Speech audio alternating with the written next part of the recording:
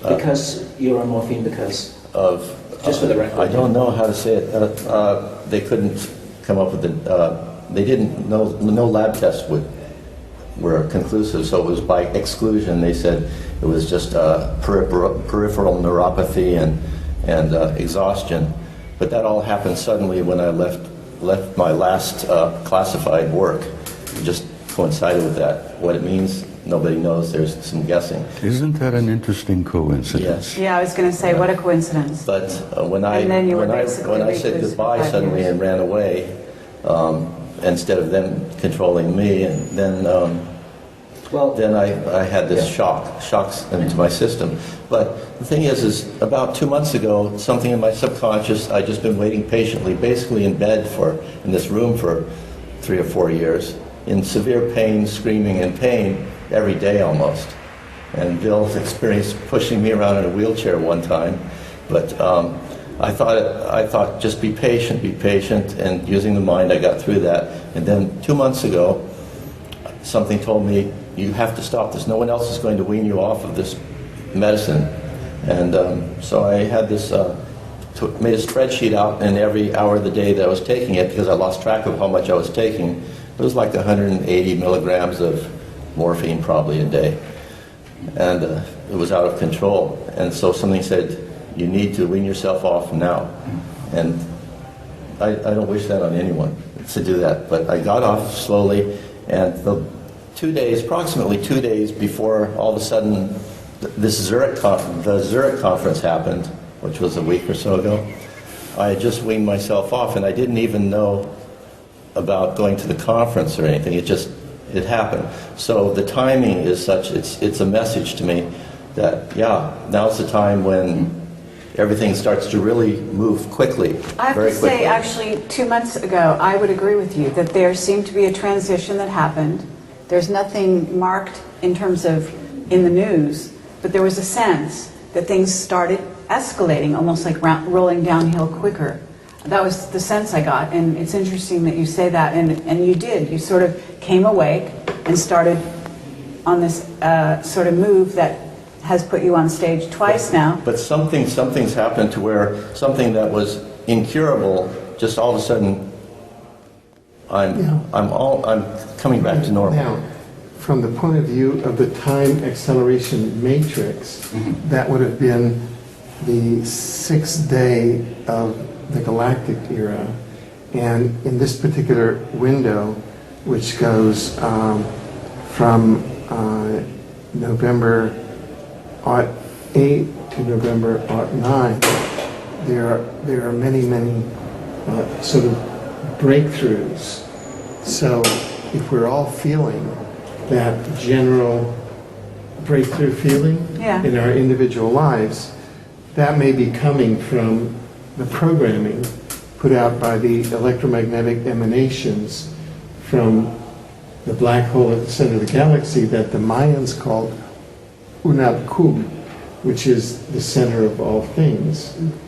I see one, and to ask in particular Bob, Dean, and Arthur, because they've dealt so much with the area of secrecy.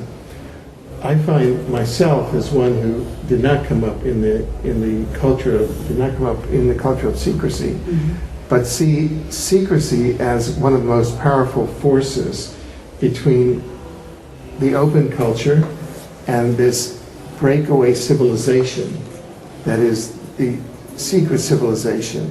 And I found one of the most consciousness-raising aspects to me is to hear of secrets, like the teleportation corridors to Mars, That's right. like the forward positions on Mars, the stargates to Australia, and to just begin to see all of these secret programs, really consciousness expanding.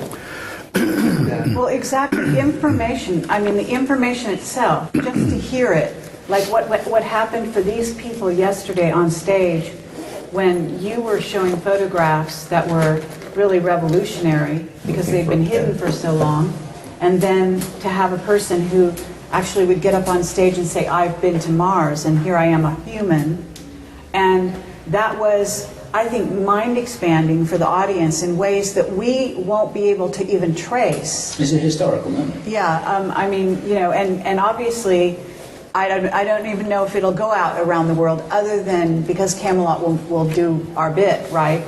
But this is the kind of thing that changes consciousness. And one of the things I have to say is that consciousness changes drastically all of a sudden. It's not like a slow, gradual. It goes along, and then from what I understand, change actually happens like that. Well, even greater than, faster than logarithmic is my feeling. You get step change. Well, I don't know if it's step changes or not. I don't know if it's like that, but digitized or not. So, Bob, what would you say? Because you have kind of a little more pragmatic view. Correct me if I'm wrong. Along with the spiritual insight. But I think you're seeing these changes, or you know of things that are coming down the pipe that are very pragmatic for people's lives. Well, I found secrecy actually to be corrosive to the human soul. And that's one of the reasons I have been speaking out so bluntly and so loudly for the last few years. I noticed among the masses of people that I've confronted in conferences here and there, an overriding sense of fear. And the secrecy had been taking its toll on those people. And they were fearful, and they didn't believe they had a future. They began to think there was no future, that we're all doomed. And one of the reasons I came to this conference, and I gave it a lot of thought before I accepted the invitation, because I don't like traveling anymore. I really don't like flying in airplanes anymore. And I came here to, I think, alleviate in one small way the secrecy that I had observed was corrosive to the human soul.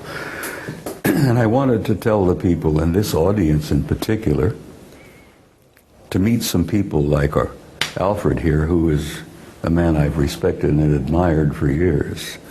There is hope. In spite of all of the darkness, in spite of all of the fear, I would like to say to the people who are interested in listening that there is a tomorrow, there is a future, and they and their children and their grandchildren and so on, the generations yet to come, do indeed have a future, and it's glorious. And they've got to hold on to that spark of belief. They've got to hold on to that hope. And it's why I quoted Tolstoy yesterday when I was speaking, when he mentioned that there is something within the human spirit that will prevail and endure. There's a spark that's burning in the human heart that will not go out no matter how dark the world ever becomes. And I have tried in my small way to convey that to the people. And I was so gratified at the response that I got. They've come up to me literally by the hundreds. I mean, I say this in no negative intent, but they haven't let me alone. The idea that I've said something hopeful and tell them that they do have a tomorrow, they have a future, that their children and grandchildren will go to the stars. That is the one thing that they need to hold on to. There is a future, there is a destiny for the human race in the stars. And that's why I'm here, that's why I came, to add my small 2 or 3 cents to this whole thing. Well, I would also say that another thing that you tell them is that they have a right to know. Oh, God, they do indeed. And I think that just gets a fire burning inside them. Well, I've been furious. The fire burning inside of me has erupted several times. And it's dangerous. My very nature, back when I was an infantryman for years and years and years, I was not a gentle man. You pushed my buttons, pushed me just a little too far. I had a tendency to become somewhat explosive. And need I say, I had a tendency to be a little bit dangerous. And it's one of the reasons why the black ops people have left me alone. Because I put the word out after, I had been followed in black sedans for a long time at night. I had the midnight phone calls. I had the black helicopter over my house.